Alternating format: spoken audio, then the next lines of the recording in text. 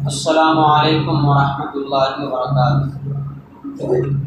الحمدللہ رب العالمین والصلاة والسلام علی رسولہ الکریم، اما بعد۔ عن ثوبان رضی اللہ عنہ قال قال رسول اللہ صلی اللہ علیہ وسلم: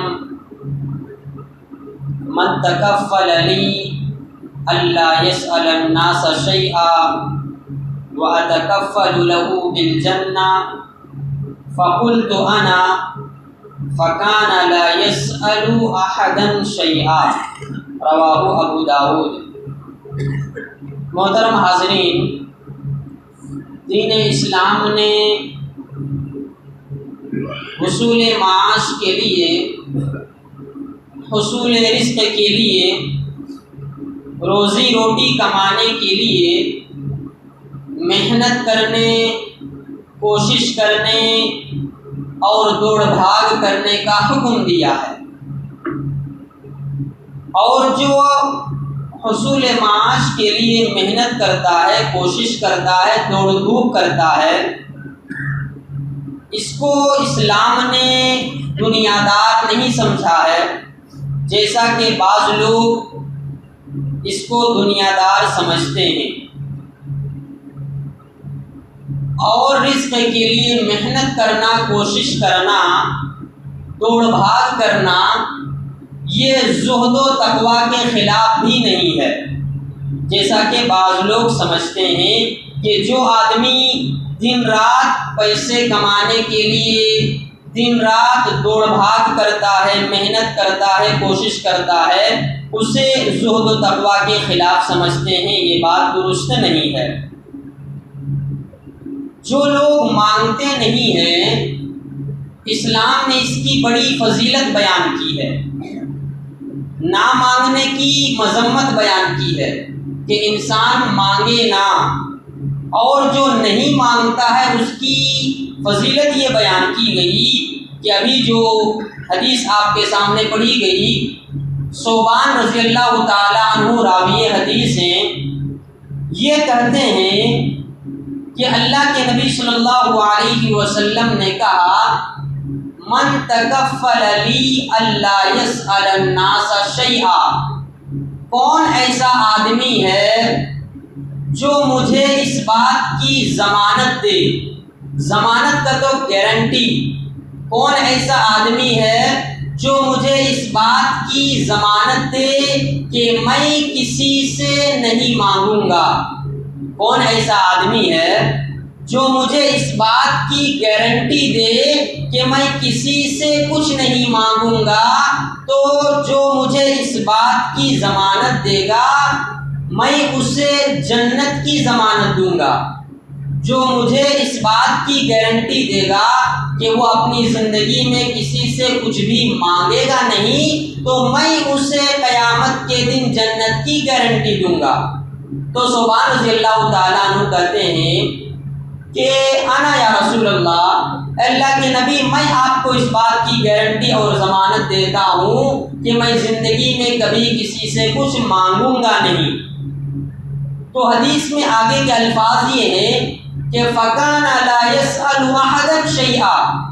انہوں نے جس دن سے نبی صلی اللہ علیہ وسلم کو یہ گارنٹی دی کہ میں کبھی زندگی میں کسی سے کچھ نہیں مانگوں گا، تو اس دن کے بعد سے ثوبان رضی اللہ تعالیٰ عنہ نے کسی سے کچھ بھی نہیں مانگا۔ اور ابن ماجہ کی ایک حدیث میں ثوبان رضی اللہ تعالیٰ عنہ کے بارے میں یہ بات آتی ہے کہ وہ اپنی اس بات پر اتنا قائم تھے اپنی زندگی میں کہ وہ کسی سے کچھ بھی نہیں مانگتے تھے، یہاں تک کہ جب وہ گھوڑے پر سوار ہوتے اور ان کے ہاتھ سے کوڑا زمین پر گر جاتا تو اس کوڑے کو بھی اٹھانے کے لیے کسی سے نہیں کہتے کہ مجھے زمین سے کوڑا اٹھا کر کے دے دو۔ کیوں؟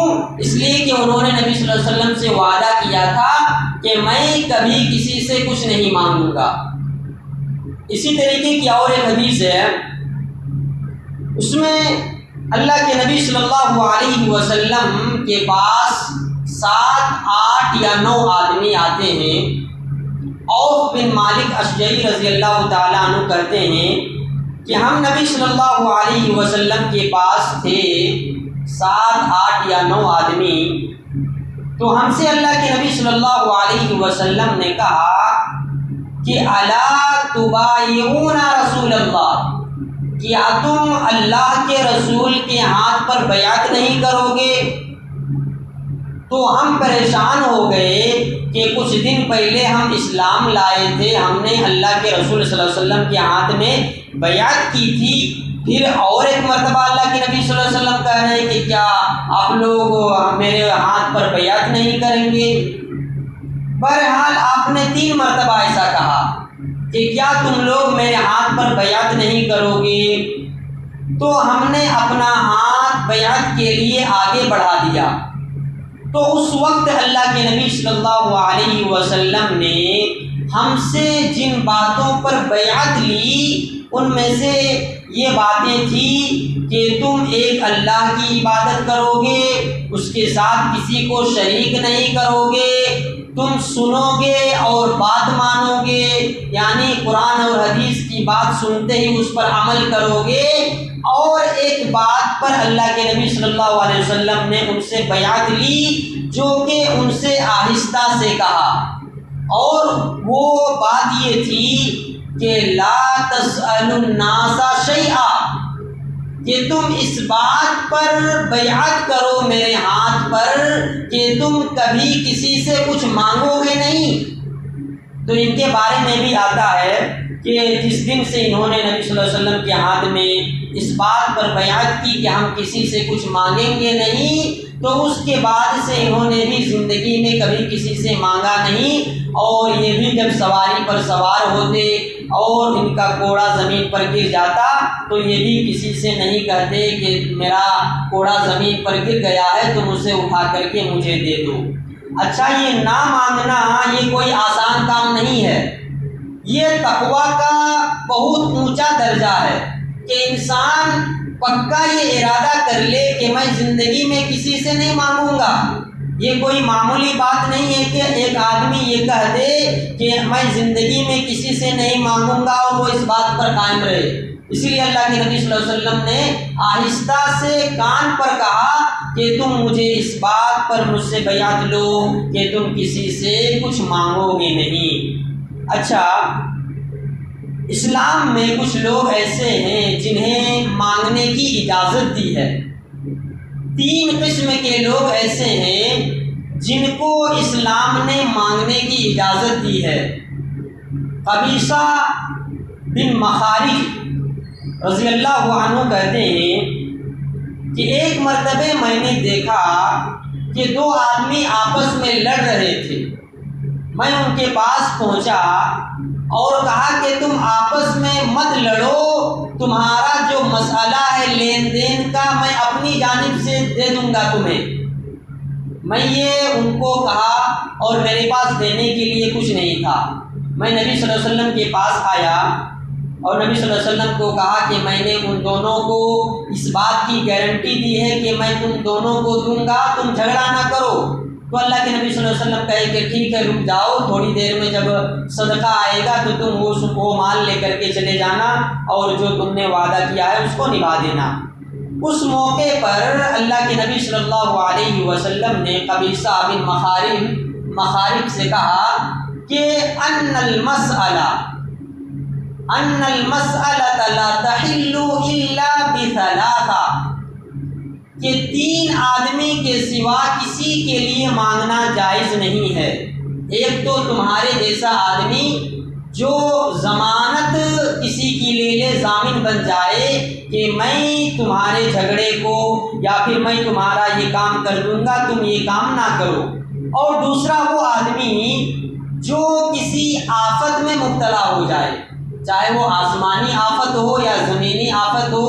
انسان کی زندگی اچھی خاصی چل رہی تھی، اچانک اس کی زندگی میں کوئی پریشانی آ گئی، گھر میں کوئی بیمار ہو گیا، تو اس آدمی کے لیے مانگنا جائز ہے۔ اور تیسرا وہ آدمی جو اچانک فقیر ہو گیا، ایک وقت میں وہ بہت مالدار تھا، شوکار تھا، اس کے پاس ہزاروں کی دولت تھی، لیکن اچانک وہ کنگال ہو گیا، فقیر ہو گیا، مال میں نقصان ہو گیا، تجارت اور کاروبار میں نقصان ہو گیا، اب اس کی زندگی فاقے میں گزر رہی ہے۔ تو ایسے آدمی کے لیے بھی مانگنا جائز ہے اگر اس کی قوم کے 3 آدمی، معتبر آدمی گواہی دیں کہ ہاں واقعی میں یہ آدمی پہلے مالدار تھا لیکن اب اس کی زندگی میں فقر و فاقہ ہے، محتاجی ہے اور یہ مانگنے کے مستحق ہے، لہٰذا ایسا آدمی جو پہلے مالدار تھا اچانک غریب ہو گیا اور مانگنے کی نوبت آ پڑی تو ایسے آدمی کے لیے بھی مانگنا جائز نہیں ہے۔ لیکن ایسا نہیں کہ کسی کو اگر مانگنے کی اجازت مل گئی، توصیہ مل گیا تو وہ اپنی زندگی بھر مانگتا رہے، ایسا نہیں۔ ضرورت جب تک رہے گی تب تک مانگے گا، ضرورت ختم ہوتے ہی مانگنا وہ بند کر دے گا۔ آج کل دیکھا یہ جاتا ہے کہ محلے میں کوئی اچانک اس کی زندگی میں پریشانی آئی، مسجد والے لکھ کر کے دے دیے کہ ہاں اس کی مدد کر سکتے ہیں، تعاون کر سکتے ہیں، ایک مرتبہ اس کو پیپر کیا مل گیا، وہ پوری زندگی مانگتے رہتا ہے، اس کو پیشہ بنا لیتا ہے، تو یہ درست بات نہیں ہے۔ دعا ہے رب العالمین سے کہ اللہ سبحانہ و تعالی ہمیں کہی سنی بات پر عمل کی توفیق دے۔ ان 3 آدمی کے علاوہ ایک اور آدمی ہے جو اصل میں فقیر اور مسکین ہے، اس کے لیے بھی مانگنا جائز ہے۔ دعا ہے رب العالمین سے کہ اللہ سبحانہ و تعالی ہمیں کہی سنی بات پر عمل کی توفیق عطا فرمائے، آمین۔ السلام علیکم ورحمۃ اللہ وبرکاتہ۔